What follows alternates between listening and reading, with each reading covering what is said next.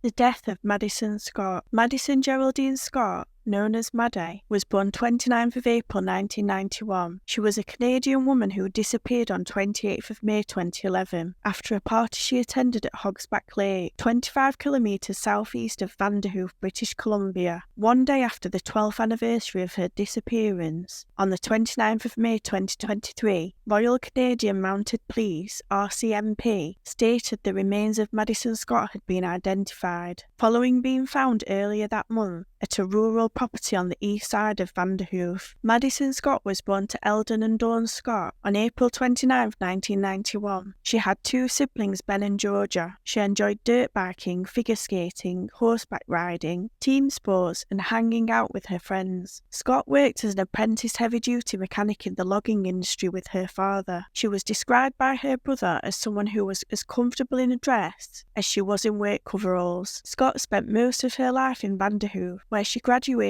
from Yekako Valley Secondary School in 2009. Scott travelled to Hogsback Lake in her white 1990 Ford F-150 pickup truck with her friend Jodie Baldock for a party on the evening of May 27, 2011, but had retired to her tent and sleeping bag, where she sent text messages to her father. A fight broke out around midnight and Baldock, injured, left with her new boyfriend. According to Baldock, she asked Scott to go, but Scott declined. Baldock and her boyfriend came back to the campsite at about 8:30 a.m. the next day to collect Baldock's clothes and sleeping bag. Baldock found Scott's tent unzipped, with her sleeping bags and items moved to the side. She said that she didn't see Scott and didn't report Scott's absence to anyone. A second party occurred where Scott was last seen in the evening of Saturday 28th of May 2011. Someone flattened Scott's tent. This individual was identified and questioned by RCMP, but nothing was reported to the public regarding motives. RCMP said that there was no sign of a struggle. Apart from the clothes which she was wearing, the only two items known to be missing with her were her iPhone 4 with a light blue case and a large bundle of keys, including a Ford key on a Gothic-style lanyard. The area around Hogsback Lake was searched extensively. The lake is about 128 acres